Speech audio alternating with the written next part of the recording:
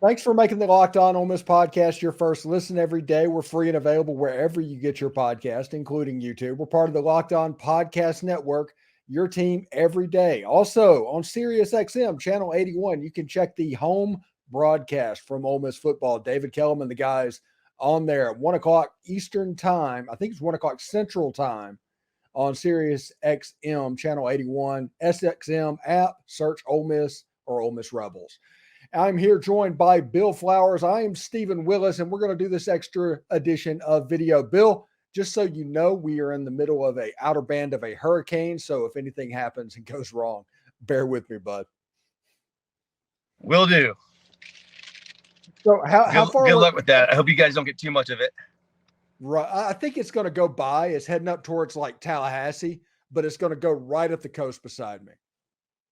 Okay. Well, your lawn will look good after it, at least. I told my wife that we don't have to run the sprinklers on this week. So yeah, that's right. Pretty excited about that. Anyway, with the first game against Mercer coming up this weekend, Lane Kiffin is still playing the game of not naming a starting quarterback, and it's going back and forth and everything. So I want to ask you about this because I think you've had it happen both ways, and I think I asked you this last year as well. How important is it for you having to know the person that is the quarterback by this point? I think with this, I think every situation is different. I think this particular situation, I think the players know. I think the players know it. But like when we had the three-headed monster, that was odd. I mean, there was no. That was the strangest thing I've ever been a part of. With three different quarterbacks rotating in, first down, second down, third down, nobody getting put that was odd. That wasn't good. I think for this particular situation, I think the players know. I think the coaches are. I think Kiffin's wanting to do the same thing that Saban's doing. He's doing the same thing. He's like, listen, I'm not gonna let anybody know what I know, and I've got a theory of what's gonna happen, but I don't think it's that big of a deal. I mean, you have your offense put into place. You've got the reps that are taking place. The only people that are angry about this is the media. That they want to feel like they're able to report on what they want to report to. So Kiffin's going to do his job. He's going to play the way he wants to play. And the receivers, the running backs, the linebackers, the defense, they're all doing the things that they're going to be doing. Nothing's different. Everybody's getting the reps. So I don't think it makes much difference. Okay.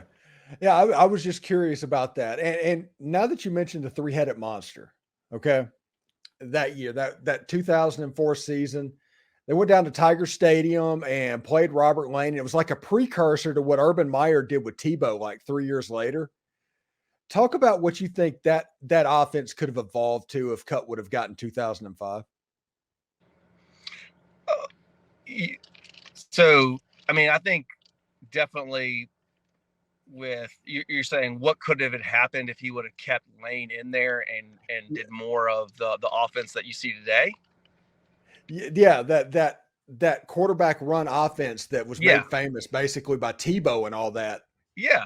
Oh, I mean, I think we definitely didn't have I mean, you were running a pro style offense with him, but if you would have designed that offense to around him, that was perfect. Lane was a Tebow, that was his style of offense. I think it would have played really well into his skill sets. And quite frankly, I mean, you look back and you think, man, maybe that's what he should have done. And quite frankly, you look at Spurlock. I mean, you can't get a better athlete on the field than Michael Spurlock. So, in reality, that's what Cutcliffe was hoping for, was that Michael was going to be able to be a Michael Vick, and to bring his athleticism into play, and to be able to be an X factor. Unfortunately, quarterback is a extremely difficult position to play. You have to, Michael played in the NFL for what, 5, 6, 7 years in special teams, but not everybody can be a quarterback. So, Robert Lane, I think that if it adapted, yeah, that would have been awesome. Yeah. I've always wondered about that, because that's, back in the time when I was walking through the building and all that. So I got to see all that firsthand. Week one of you're getting ready, let's say Wednesday before the first game. So you're getting ready to play, I guess, Memphis or Vanderbilt, whoever your first game was. What was your practice like? What was your mindset like? What was the first week like, this week leading up to the opener? You're just excited to be able to play against somebody else besides you. And I think you're going through the motions of getting ready to play. That there's going to be some rust to knock off, and you're just excited about it. I mean, you're running around. I mean, these guys are great athletes. They understand what's to be expected. So I think that just your regular routine, but you're getting to play against somebody. Now, I will say, playing against a Mercer, that's more of a mental challenge. That's more of, you going in and, I would like us to see us play Tulane more so than Mercer, but I feel like that's probably something.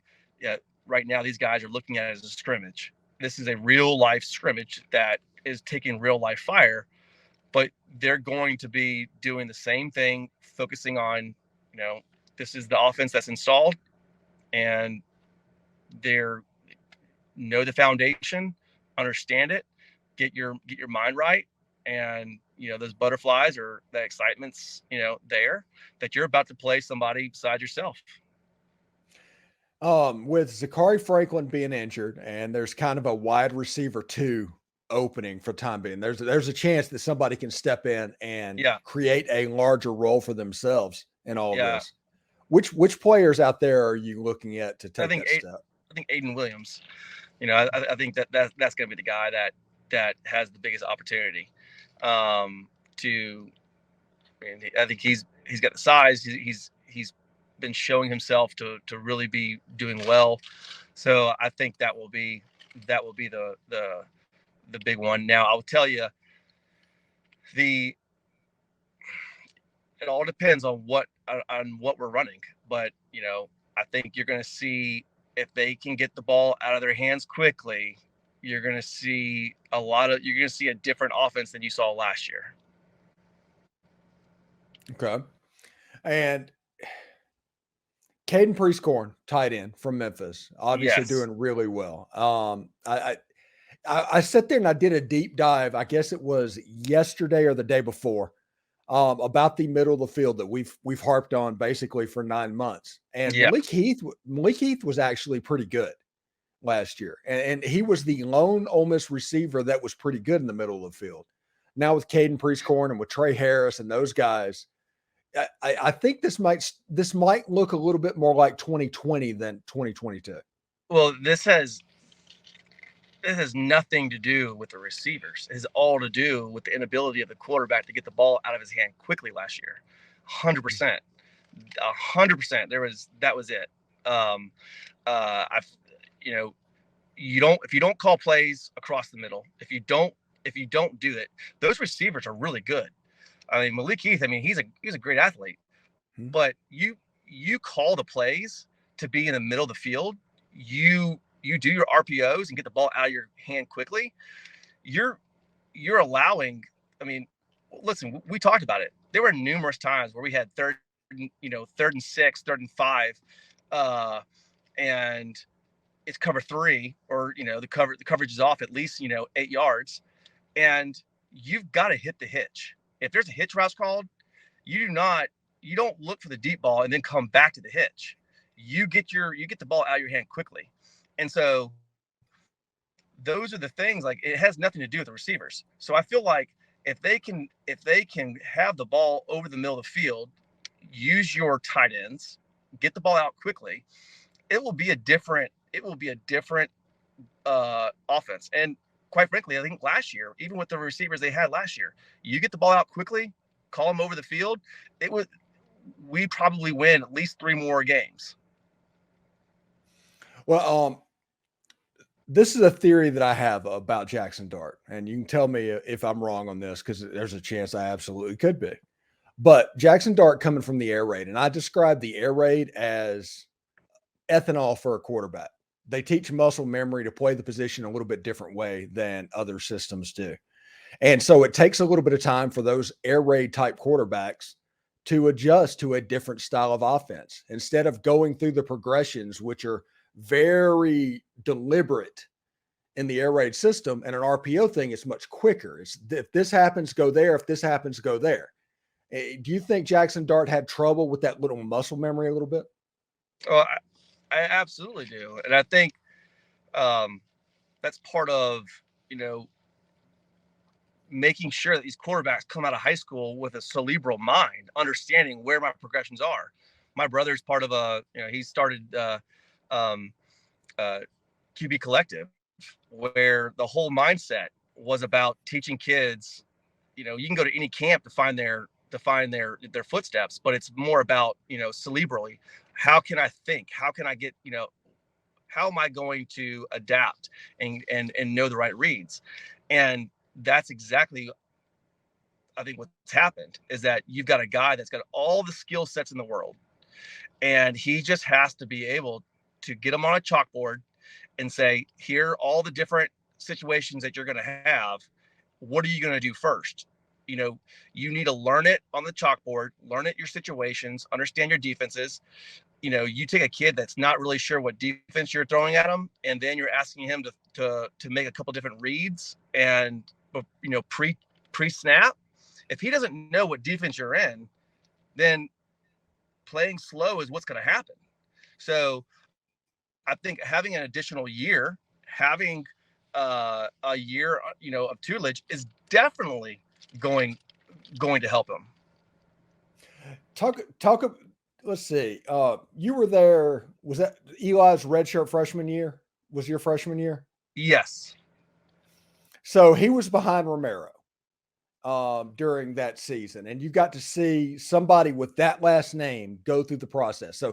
somebody with all the ability, all the tools in the world, having to play backup and learning how to do it. What did you notice from Eli picking up the offense as it was drawn up? Was he like a sponge with Romero? Was he just like a savant offensively? How was he as a young player? I mean, Eli was always steady Eddie. I mean, he was, he never really struggled with uh, picking up the offense. I felt like he, coming from the Manning family, you have a very good grasp of what you're looking at. I mean, he had a was around Cutcliffe.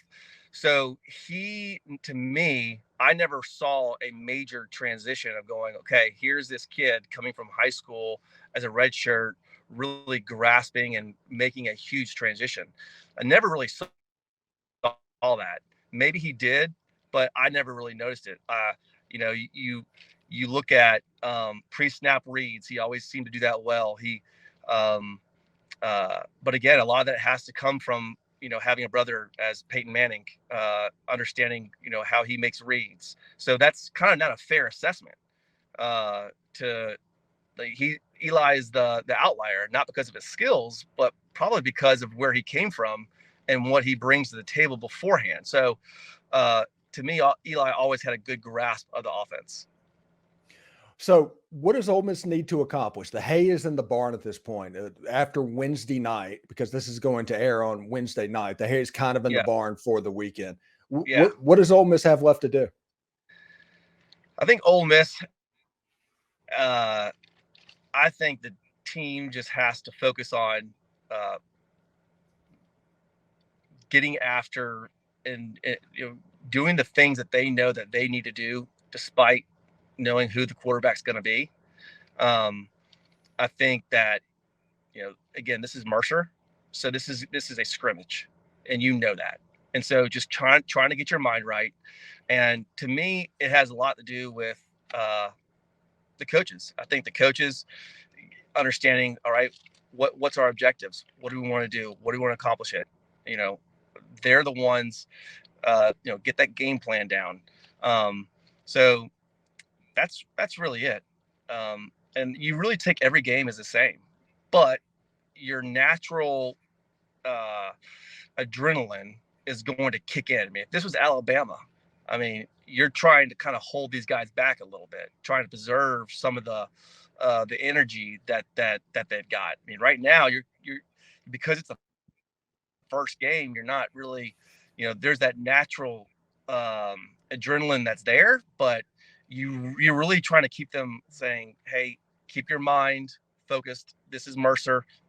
We have a lot. We want to make sure that we do the right things, and keep your head, out of, who's our quarterback.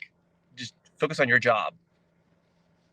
No disrespect to like Deuce McAllister when you were a young player, or like Tremaine Turner, but what would have been like if you had a running back like Quinshon Judkins in the backfield? Oh man, it's a game changer. And can you imagine having Deuce McAllister in 2003? And hey, no disrespect to Rashawn Pearson and other guys, but yes, if you had Deuce McAllister, you have Judkins, you have, if Ronald McClendon was able to play and didn't get suspended, we win the national championship. That's easy. It's interesting. I was sitting here thinking the other day about that LSU game in 2003. And it was, I guess after LSU was like up 17-3 or 17-7 or something like that. And there was like a string of plays where Eli just threw goes to you, like on back-to-back plays or 3 plays in a row or something like that. And y'all ended up scoring a touchdown on that drive. And I was just thinking about that the other day. Oh, that's a game I like to forget a little bit. It still hurts. But that's that was an environment that you never had to worry about, getting up for, was is that game. But I will go ahead. What was it like getting ready for that game? Well, that's a game where you're having to mentally prepare yourself to stay in the moment. As little as the Mercer game is, you have to focus on staying in the moment and not getting distracted that you're playing Mercer. It's easy to play down to your competition. Well, when you play a game like LSU, you have to focus on not allowing yourselves to get emotionally, over your skis. You got to kind of stay focused, understand, don't let yourself get too, overly emotional and excited, and just focus on what you're doing. And I think that's what the great coaches do, is that they help keep their players in the right state of mind the entire time. Oh, and real quick before I get out of here, what was Code Blue? Code Blue. Man, I've been hit so many times in the head, I can't even remember what Code Blue was. Like Mississippi State, the blue jerseys. I don't remember that. I just remember, all I remember was us wanting to come out and baby blue helmets for the LSU game. But yeah, you usually were either blue, red, or white. But I will say this is going to be interesting to see what they do during the week. So I don't think there'll be an actual starter named until he runs out there. No, I mean, I think that there's the starter won't be named truly until like a true starter, Tulane game or Georgia Tech. I don't Yeah. think I don't think, again, unless Jackson Dart has evolved so much, if I think they have to get real live experience of Spencer Sanders and Jackson Dart, understanding who's going to run this offense better. You cannot make a true decision based off of Mercer. I think they need to. My hope is that they just absolutely force Jackson to make as many throws over the middle and pre-snap reads as quickly as possible. And I would like to see them do that to both. You're not going to lose against Mercer. You go down to Tulane, they can bite you in the butt pretty quick. But you go to Alabama, you better be ready. And so if you're gonna have a true starter, you better pressure check that person as much as possible, because there's no going back after the Alabama game. By that time, I think you will see is Jackson Dart truly that much better than he was last year? Is Spencer Sanders that much better than Dart? You're going to see it. There's no way that they're not going to allow them to both play. So that's kind of my theory on that, is that I think you're going to have one or two games where you're going to figure out who your true starter is. They might flip a coin, and who knows? I mean, unless Sanders is so much better than Dart, I think Dart's going to get the complimentary starter name, and then when he plays and gets live fire, that's when we'll figure it out. And again, I think it's gonna be hard to crown him the true starter after Mercer. I think it's going to take Tulane, and then maybe Georgia Tech. But I think we'll truly unequivocally know who the starter is by Alabama game. We better. If we don't, that's not a good thing. Anyway, thanks for making the Locked On Ole Miss podcast your first listen every day. We're free and available wherever you get your podcast, including YouTube. We're part of the Locked On Podcast Network, your team every single day. Bill Flowers, thank you, man, for coming on. We get to talk to you hopefully again next week, bud. Hi, Toddy. Hotty toddy.